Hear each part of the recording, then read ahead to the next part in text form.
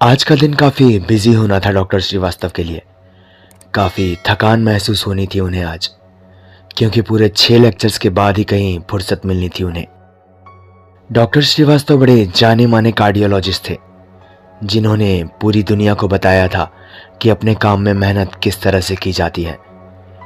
बहुत ज़्यादा चहीते थे वो यंग डॉक्टर्स के, और ना जाने कितनों के तो आइडल थे वो।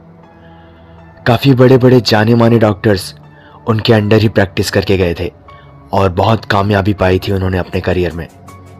सारे नए एडमिट स्टूडेंट्स आज इकट्ठा हुए थे उनके लेक्चर्स को अटेंड करने श्री गोवर्धन दास मेडिकल कॉलेज के बड़े ऑडिटोरियम में।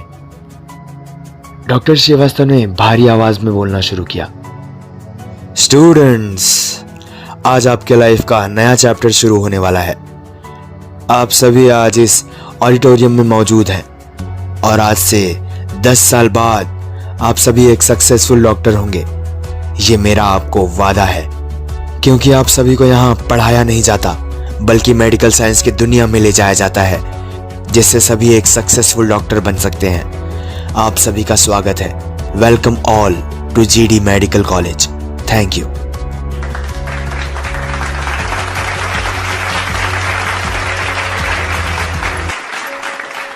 इतना बोलना ही था डॉक्टर श्रीवास्तव का कि तभी उनमें से एक स्टूडेंट उन्हें बड़े अजीब तरीके से घूरे जा रहा था। डॉक्टर श्रीवास्तव ने उसे देखा तो उसको देखते ही डॉक्टर साहब के चेहरे का रंग फीका पड़ गया।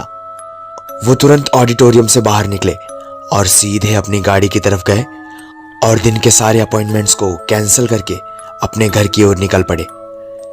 रास्ते में गाड़ी एक होटल पर रोकी। सोचा कि यहां से लंच करता हुआ जाऊंगा। वो होटल के अंदर गए और वेटर को बुलाया, ऑर्डर दिया और वेटर ने ऑर्डर ले लिया और खाना ले आया। डॉक्टर श्रीवास्तव ने खाना खाया और पेमेंट के लिए वेटर को बुलाया तो वेटर आया, उसे पेमेंट किया और बोला कि खाना अच्छा था। यह सुनकर वेटर ने बोला, थैंक यू सर, पर खैर आप यह खाना सिर्फ कल तक और खा पाएंगे, क्योंकि आपके पास सिर्फ 2 दिन और बचे हैं। इतना बोलकर वेटर हंसने लगा।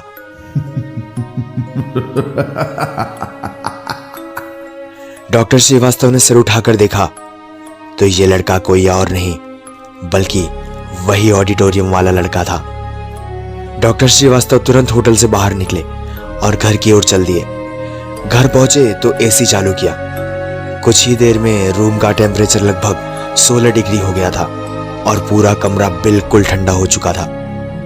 मगर उस एसी की ठंडी ठंडी हवाओं में भी डॉक्टर श्रीवास्तव के सर से पसीना टपके जा रहा था।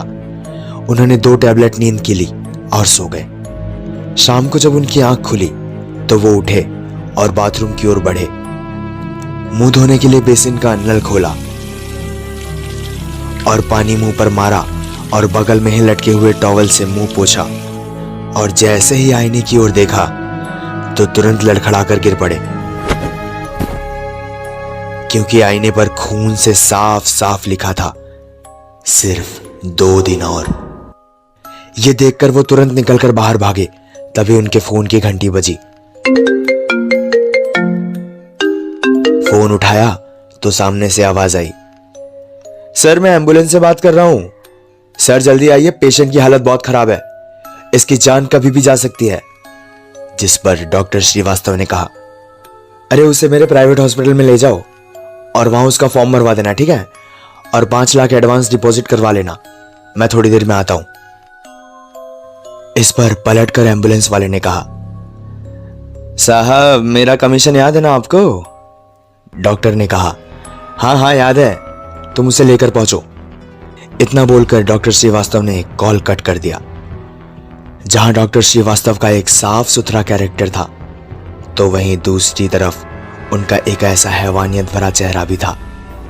डॉक्टर श्रीवास्तव हॉस्पिटल पहुंचे तो देखा पेशेंट बाहर ऑक्सीजन पर रखा हुआ था, क्योंकि अभी तक उसका एडवांस जमा नहीं किया हुआ था।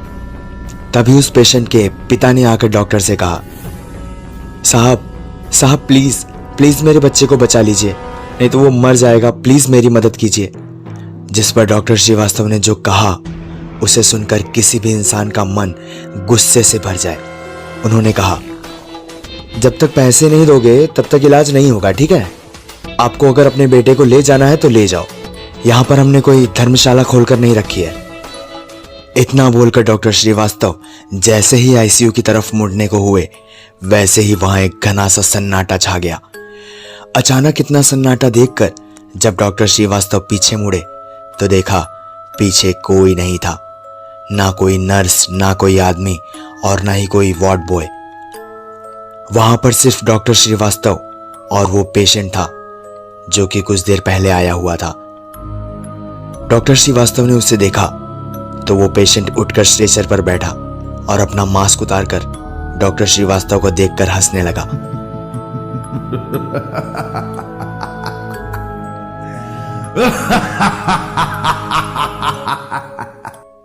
और हंसते हंसते ही अचानक चुप हो गया और बोला, सिर्फ 2 दिन और। ये लड़का कोई और नहीं था बल्कि वही ऑडिटोरियम वाला लड़का था।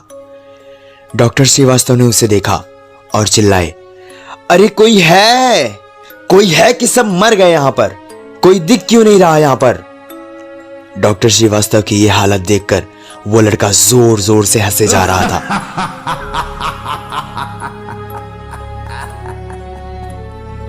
यह सब देखकर डॉक्टर श्रीवास्तव वहां से तुरंत बाहर भागे, पर बाहर का दरवाजा खोलते ही उन्होंने देखा कि सब कुछ ठीक था। लोगों के चहल पहल की आवाज आ रही थी और एक आदमी कह रहा था, प्लीज डॉक्टर साहब, प्लीज मेरे बेटे का ऑपरेशन शुरू कर दो, मैं पैसों का इंतजाम कर रहा हूं, प्लीज डॉक्टर साहब, नहीं तो मेरा बेटा मर जाएगा। डॉक्टर श्रीवास्तव ने पीछे मुड़कर देखा तो पाया कि वहां पर सब कुछ पहले जैसा ही था। एक लड़का स्ट्रेचर पर लेटा हुआ था और उसके सिर से बहुत खून निकले जा रहा था। डॉक्टर श्रीवास्तव ने उसे देखा और बोले, इसे तुरंत ऑपरेशन थिएटर में लेके चलो। डॉक्टर श्रीवास्तव ने ऑपरेशन चालू किया और जब उन्होंने अपने टीम मेंबर से कैंची मांगी तो एक मेंबर ने उन्हें चाकू थमा दिया और डॉक्टर श्रीवास्तव न जाने क्या सोच रहे थे कि वो उस चाकू से किसी और का नहीं बल्कि अपना ही हाथ काटे जा रहे थे। मानो डॉक्टर श्रीवास्तव अपने होश में ही ना हो। बाकियों ने जब चिल्लाया तो डॉक्टर श्रीवास्तव मानो नींद से जागे हों और होश में आते ही अचानक दर्द से उनकी चीख निकल पड़ी। उनको तुरंत ड्रेसिंग रूम में ले जाया गया और 14 टाके आए थे उनके हाथ पर। ड्रेसिंग वगैरह कर कर उन्हें नींद का इंजेक्शन देकर छोड़ दिया गया सोने के लिए और उस लड़के का ऑपरेशन किसी और को सौंप दिया गया। अगले दिन डॉक्टर श्रीवास्तव उठे तो पाया उनका हाथ बुरी तरह से कटा हुआ था जिस पर ड्रेसिंग लगी हुई थी। वो उठे और बाथरूम में गए, हाथ मुंह धोया और बाहर जाकर सोफे पर बैठे ही थे कि तभी उनका लैंडलाइन बजा। डॉक्टर श्रीवास्तव ने फोन उठाया तो सामने से आवाज आई, आज भर का दिन और जी लो, कल का सूरज मैं तुम्हें नहीं देखने दूंगा। इतना बोलने के बाद कॉल अपने आप डिस्कनेक्ट हो गया। डॉक्टर श्रीवास्तव उसी नंबर पर कॉल किए जा रहे थे तो उन्हें बार बार सिर्फ एक आवाज आ रही थी, आपके द्वारा डायल किया गया नंबर उपयोग में नहीं है, कृपया डायल किए गए नंबर की जांच कर लें। डॉक्टर श्रीवास्तव के कुछ समझ नहीं आ रहा था कि वो करे तो क्या करे। वो अपने बेडरूम में गए और बस ऐसे ही बैठे बैठे सोच रहे थे कि अचानक वो बैठे बैठे ही फूट फूट कर रोने लगे और बोले,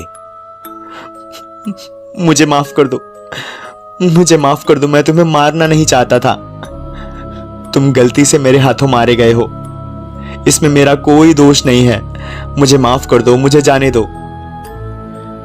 इतना कहकर थोड़ी देर बाद डॉक्टर श्रीवास्तव उठे, अपना ब्रेकफास्ट खत्म किया और बाहर ड्रॉअर में से 2 गोली नींद की निकाली और उसे खाकर सोने चले गए। रात हुई। ये रात डॉक्टर श्रीवास्तव की आखिरी रात थी जो डॉक्टर श्रीवास्तव ने सोकर बिता दी थी। अगले दिन पता चला कि डॉक्टर श्रीवास्तव की मौत हो चुकी है और मौत हार्ट अटैक की वजह से हुई थी। कोई ये नहीं पता कर पाया कि डॉक्टर श्रीवास्तव की मौत हार्ट अटैक से कैसे हुई है, क्योंकि डॉक्टर श्रीवास्तव को हार्ट की कोई बीमारी ही नहीं थी। ऋषभ को हार्ट की सर्जरी करवानी थी, जिसमें डॉक्टर श्रीवास्तव को महारत हासिल थी। ऋषभ का परिवार बहुत गरीब था, तो डॉक्टर श्रीवास्तव ने उसका इलाज करने से मना कर दिया था। पर डॉक्टर श्रीवास्तव के आगे बहुत गिड़गिड़ाने पर उन्होंने एक संस्था के जरिए ऋषभ का ऑपरेशन करने के लिए हामी भर दी थी और बोले कि 2 दिन बाद आना, मैं तुम्हारा ऑपरेशन कर दूंगा। 2 दिन जब बीते तो ऋषभ पहुंचा हॉस्पिटल में। तो ऋषभ को देखकर डॉक्टर श्रीवास्तव ने कहा कि अभी नहीं, अभी 2 दिन बाद आना, तुम्हारा ऑपरेशन तब होगा। यही बोलते बोलते महीनों बीत गए थे, क्योंकि संस्था वालों ने उसके ऑपरेशन का पूरा पैसा डॉक्टर श्रीवास्तव को नहीं दिया था, जिसके चलते डॉक्टर श्रीवास्तव उसके ऑपरेशन की डेट को टाले जा रहे थे। मगर एक न एक दिन तो ऑपरेशन करना ही था। वो दिन भी आया जब ऋषभ का ऑपरेशन होना था। उस दिन डॉक्टर श्रीवास्तव बेमन के ही ऑपरेशन थिएटर में गए थे और उसका हार्ट का ऑपरेशन किया।